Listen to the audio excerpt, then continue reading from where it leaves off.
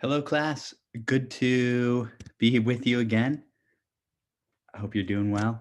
I am going to give us our 14th lecture, and it's called Activist Research Part 2, Gender, Visionary, Militant Action, and Solidarity. These are examples of sort of concrete examples of what we talked about in the last lecture of doing liberatory research and taking some of the ideas further through the article that Dr. White wrote and some other ideas. So let's go into that. This is the outline for this lecture. I'm going to introduce Dr. White. I'm going to talk about research for revolution, which is where she situated a lot of her work researching for revolution and to promote revolution. And particularly this article, but some of us carried guns, and we'll go a little bit of a medium dive into that article. So let's start off with Dr. White, Dr. Erna White, and this is a picture of her when she was on the faculty of UCSC, taken about 2008. And she was a leading liberation psychologist and a bridge of psychology, Black feminism, anti-capitalist analysis, the decolonial turn, and narrative psychology. Really tremendous scholar who, after a few decades of bringing these different fields of study together, wrote some articles and books that help us with this idea of liberation psychology and how to do it, and where are some of the fields where to take this analysis. I think sometimes there's a little bit of a lack of imagination. We get trapped in the research questions of mainstream psychology, and she really helps us to examine things that were not being examined at all, and that's really important. That's where I want you all to go with your projects, your research projects, something novel, something new, and that's really important with liberation psychology.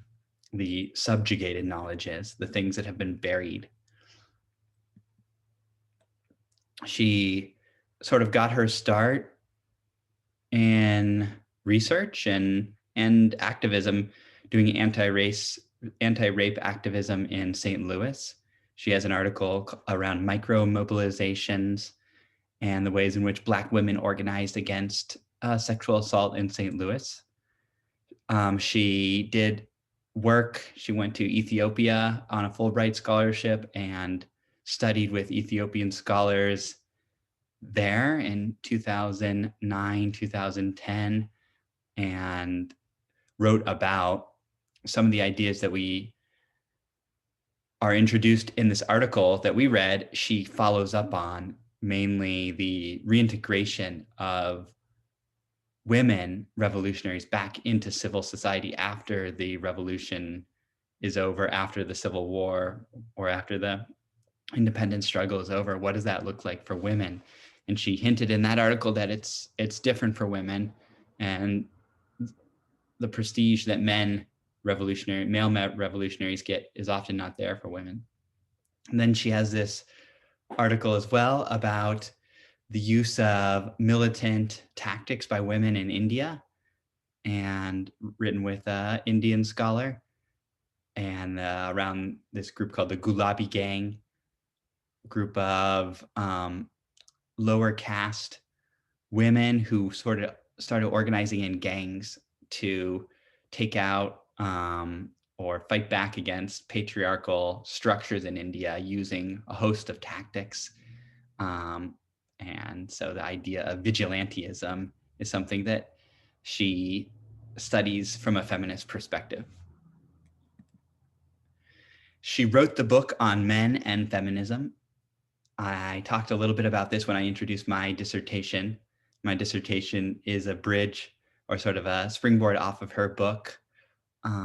And it's she's the leading theorist in Black feminist masculinity studies.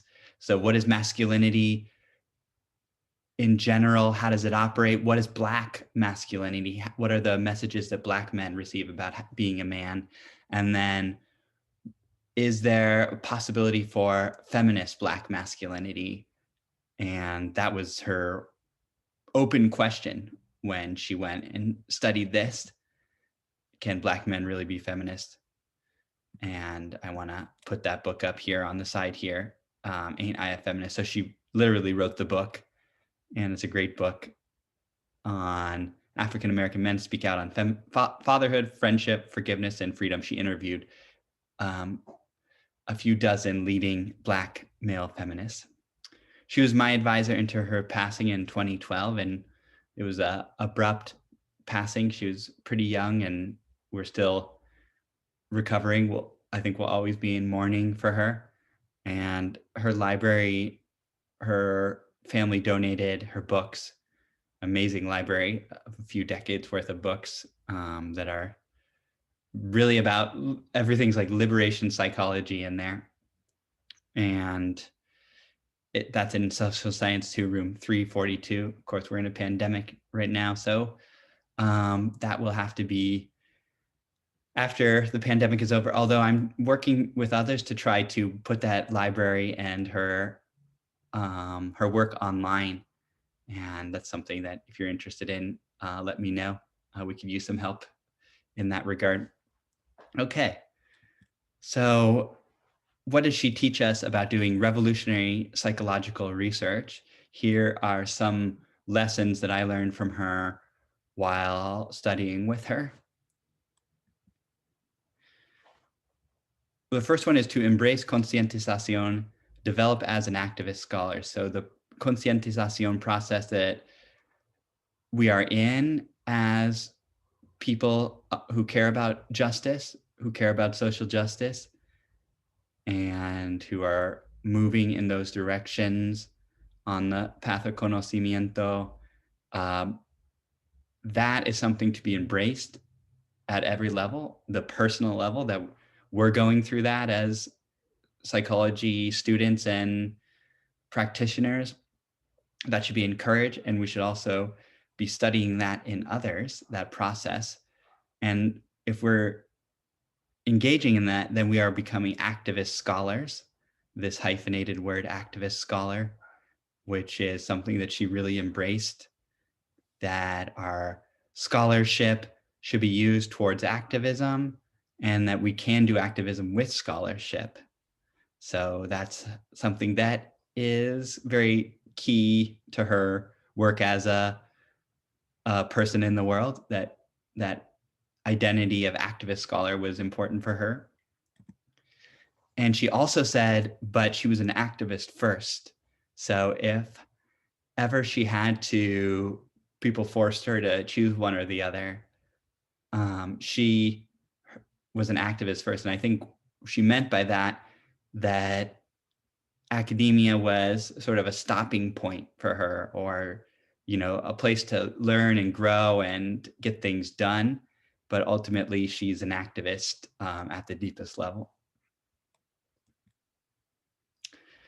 She thought it was really important to learn the language of the oppressor. So in doing all this avant-garde liberatory work that's exciting but novel and out there, she thought that it was important to be able to also speak in the language of the system. So, for example, she had us learn APA style really well and know that style extremely well. And it was sometimes painful writing our first year projects and second year projects in grad school to the dotting every I and crossing every T in APA style. And she really wanted us to learn that, so that if we needed to talk in those ways, then we could. And, I remember sometimes she had different voices depending on different audiences. And one of the first times I spoke with her, she was interviewing me and she was in professional mode. And honestly, I thought I was talking with a white woman, the way that she spoke, and could throw her voice in those ways. And that's a strength. That's to be able to do that is a survival tool. It's strategic, and it allows one to uh, gain a larger audience. And um, if you can stay an activist first, the first step, then you can do this and become a more effective activist. This is something that could be called something like agentic double consciousness. This is she studied a lot of W.E.B. Du Bois, and Du Bois has this idea of double consciousness where oppressed groups know the consciousness of their own cultural group, but also know the consciousness of the oppressor group because they have to in society, have to know what white people are thinking, how they're acting. And so agentic is to use that double consciousness for revolutionary means. You saw a little bit of this in the Fanon video where the woman in the veil was using her veil to move goods and weapons. And so this is similar to that type of idea. She said we must develop qualitative research skills, that quantitative is valuable. It has some value. She would not throw them out, but she thought that qualitative skills were really important for this work. And there's a video of her on the Feminist Psychologist. So I'm going to show this here. Well, tell me, I mean, you've used a lot of different methods in your research over time. Mm-hmm. But one of the things that I notice in your work is a lot of life history, a lot of narrative. Mm-hmm. How did you come to that as a method? And that's something, I guess, most recently, I guess, in the last, I guess in the last 10 years. So, well, I was trained like most psychologists. The quantitative is what you do, and when you do qualitative, mix it with quantitative. Right. Use a mixed methods approach to be accepted in the literature. Right. So that's how I was trained, and I figured, well, I'll at least mix the methods because I do like talking to women. I do like hearing their voices, not just the tests and measures that I've created, but what do they have to say? Mm-hmm. And the type of research questions that I was beginning to develop in my work were research questions that were not being frequently asked. And so I didn't want to go in half-cocked, thinking that I knew what I didn't know. One thing I had been taught by all of my mentors was to accept what I didn't know. So I'm like, I really don't know about this issue, and I need to hear what the women tell me about this issue. So we don't have a lot of black feminist research, and since I'm listening to the voices of black women, and I'm listening to their voices in terms of how have they struggled with race and gender and class, and then later how they struggled with sexuality issues, then I need them to talk to me. So it really came from this feminist position of women's voices are not listened to. They're often downplayed and ignored. What research methods allow me to clearly hear women's voices without my voice getting so directly in the way? And that's when I started using interview approaches and started using more narratives, because I started asking questions where we didn't have a lot of information about black feminists, so I needed to listen to them first. We didn't have information about black feminist men. People didn't believe men could be feminists, let alone a black man be the poster child for feminists. And it's like, I need these men to tell me. How did you learn? How did you learn to be sensitive about women? How did you come to care about women? How do you use feminism to define masculinity? There's no way I could have come up with these surveys. I didn't even know what to ask. So I just said, tell me about what it's like to be a man who calls himself a feminist or who identifies and supports feminists. What's that like? Those are the best questions I could come up with. I didn't have any brothers. I knew that I hadn't really dated any feminists yet, but I knew I'd been seeing them in the movement. And I was wondering, how did these men get into the movement? What's a man doing in the anti-rape movement? I mean, yes, I always believed that it was a man's problem. I mean, rape will stop when men stop raping. But how did they get here? Because most of them don't see it as their problem. And how do they use feminism and feel like men? Well, they told me. And I've just been hooked on the narrative approach then for some of the newer questions that I'm asking, and have accepted that it takes me longer because the coding and the, oh my gosh. But I get so much out of it because it's a relationship. It becomes this dialogue. I don't forget those voices. They're not just numbers. They're not just participants. And I usually have lifelong relationships with the people who I do these thick description, narrative, in-depth interviews with. They touch your life. They've changed me. Survey results have never made me feel that way. I mean, I think there's a place for them. But narrative results, they changed my life.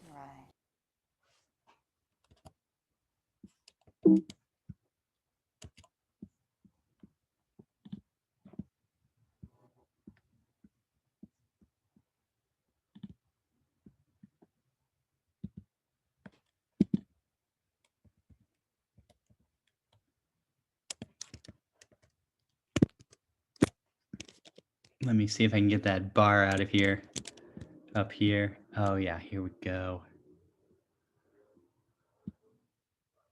Okay, that the wonderful Dr. Arnett White, and just tremendous. I hope you can see and feel her power and brilliance coming through that video, and that idea at the end that she ends with, that the qualitative research changes her as the researcher.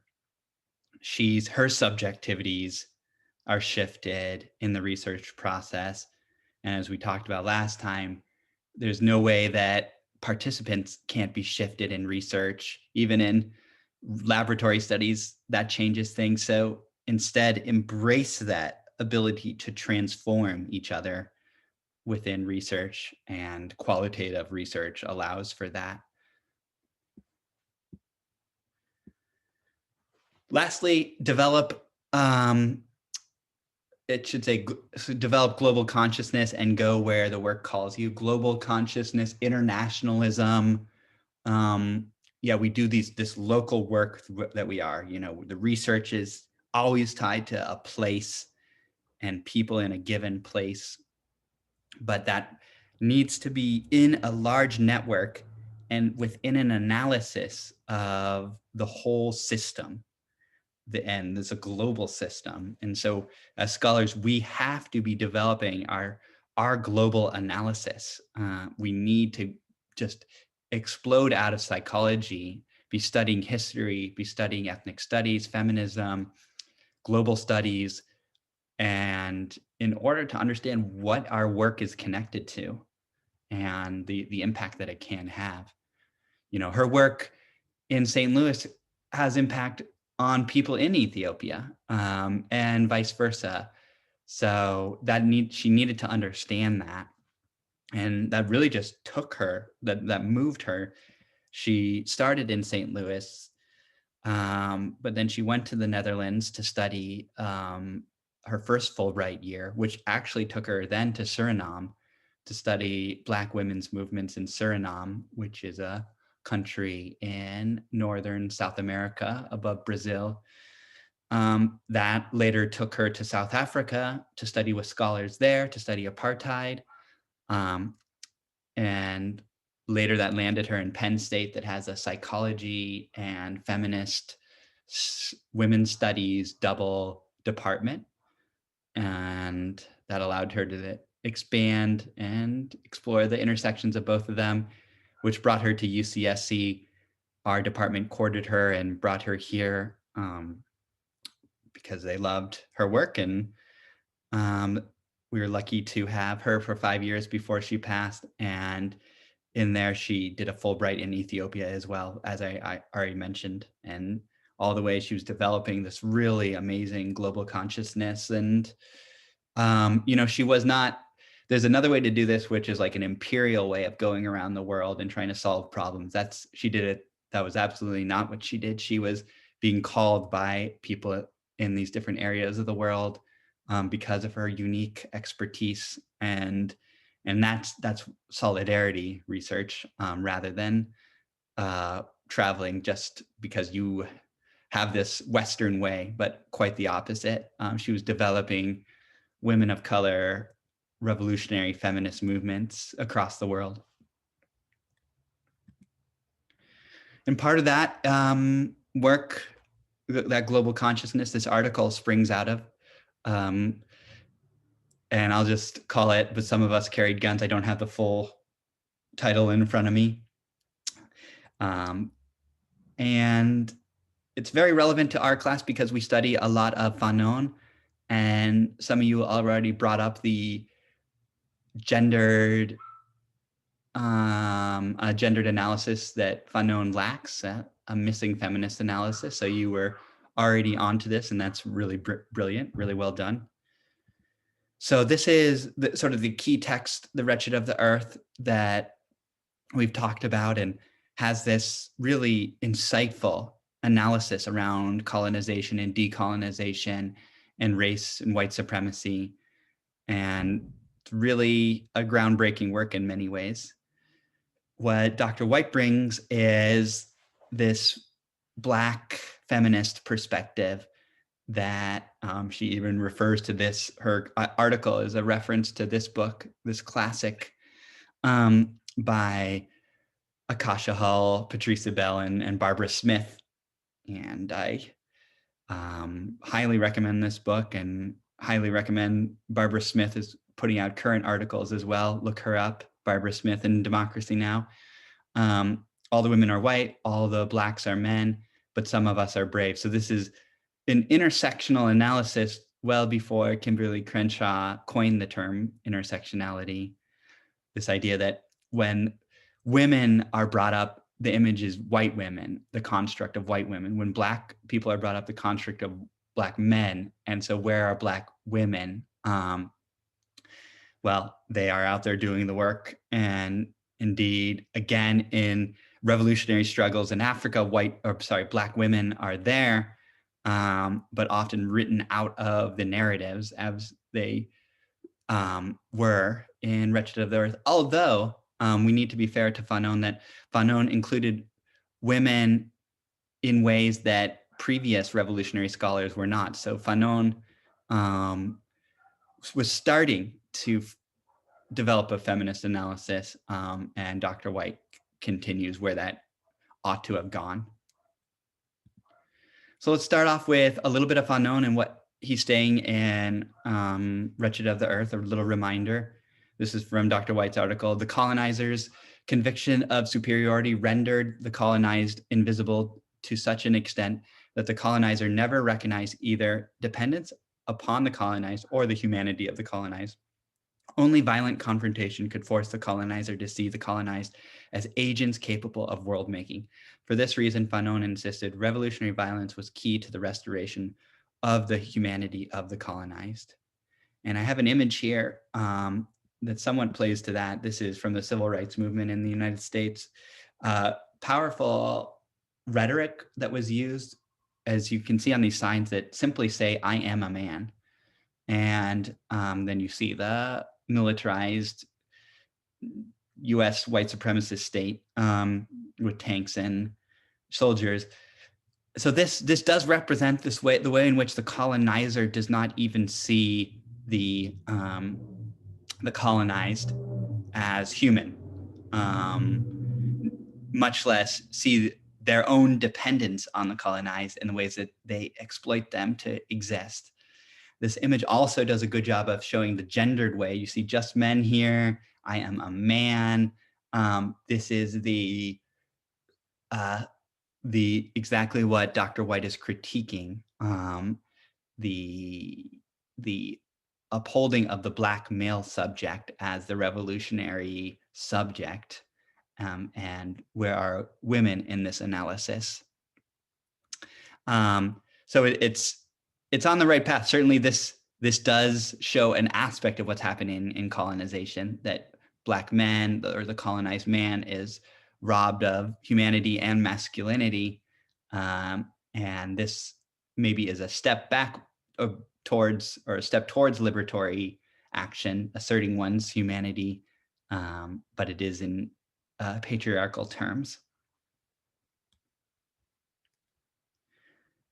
Moreover, what Fanon is saying here as well is that revolutionary violence is the way towards humanity, so that the colonized can only break out of this inferiority through violence, through taking up arms, um, and in a sense, shooting or killing the colonizer, and seeing that the colonizer can bleed, because the master-slave dialectic, master-slave relationship is in a way, the psychology of it is that it indoctrinates everyone in the system to believe that the master is immortal, and impervious to such violence. So then, okay, revolutionary struggle, armed struggle. I think Dr. White's saying, fine, yeah, that seems like, yes, there needs to be militant struggle. She would definitely say there needs to be militant struggle, but what forms does it take? And if it's going to take taking up arms, then that means it's going to be militarism, and then militarism brings in patriarchy. So yeah, let's walk through this argument a little bit. So given the interactive relationship among militarism, military forces as social institutions, and combat as the test of man's masculinity, it is not surprising that women have been excluded from the most combat, whether conventional or guerrilla armies. And this is an image from the revolutionary forces in Angola, in the Angolan independence struggles. And you see a lot of men here, and a big Gatling gun or something like that. And so when the revolutionary forces took organization, they reproduced the same militarism as the dominant society in a hierarchical form, with men on top, men being the ones to have the guns and, man the guns, excuse the language. And this was also a product of the colonial relationship, that in colonization, gender roles were such that the colonized man was the one who had some access to these things, some access to these forms of privilege and power, even within the colonized society, to leadership, where women were subjugated as well into sort of roles that were in the household. Not always, but by and large. And so there was a sort of flow out of colonization towards this. There was like a pushing of revolutionary movements towards this. And then when they did this, then this reproduced the privilege of men within these organizations, and without a feminist analysis, which most of these organizations did not have. They did have subversive feminist analysis amongst the women that would eventually emerge, but not amongst the leadership. And this was the same thing that happened across the world in the 60s and 70s, not just in Africa.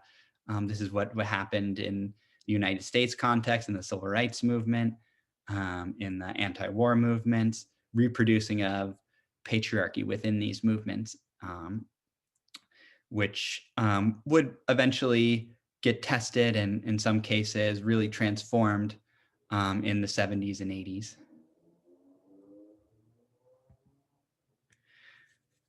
So women in these revolutionary struggles would have a desire to fight. It's not that women wanted to be relegated to these roles. They wanted to be fighting, and they wanted to be using weapons, and their desires were not to fight comrades who were reproducing sexism and patriarchy. So this is a testimonial. This is a testimony from a woman, a revolutionary in one of these struggles. I don't think it's clear which from the article, but she says, "We as women were even more oppressed than men, and therefore had the right as well as the will and the strength to fight. we insisted on our military training and being given weapons. So this quote shows that women very much wanted to be on the front lines, wanted to be in leadership positions, and sometimes they were able to gain that. It also shows that there was a desire to have, women wanted to be part of the armed struggles, and they saw this as, and I think there was really no choice besides an armed struggle. In many of these places did not have the privilege to engage in nonviolence, purely nonviolence. I think they had to be connected to some form of armed struggle, as was seen across the region, across the world in the 60s and 70s. But firsthand accounts of anti-colonial African women combatants suggest that military life often undermined their sense of agency as a result of increased vulnerability to gender-specific human rights abuses perpetrated by enemy troops as well as their own comrades. So women coming to the struggle full of zeal and excitement, wanting to train, being able to fight, and breaking out of gender roles of colonization, all positive. Both the enemy and their own comrades, and sometimes it's even worse when comrades are stabbing you in the back, and that's what was happening, that the men were abusers, perpetrators of violence, sexist, and not allowing women to rise to leadership positions. So it's really a lack of feminist analysis and practice within the revolutionary movements that led to their limitations. These are women within the Namibian revolutionary struggle as comrades themselves. And later we'll see that this type of empowerment was quite positive for women within these struggles. And this is the image that's alluded to in the article, the romanticized notion of the woman with a assault rifle in one arm and a baby in the other.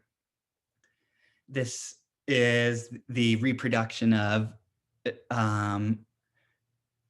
sexist gender roles where women would have to continue to, in essence, do the second shift of motherhood and face men's abuses, and really limiting their ability to fully realize themselves within these struggles. So finally, the empowerment that we saw women have in these struggles was through resistance to shared oppression. So Fanon was saying, like, the shooting, the killing, that type of violence, at least it seems Fanon is saying this, seeing the master bleed is what can empower. Well, the psychological studies thereafter show that type of violence was not empowering, but it was traumatizing.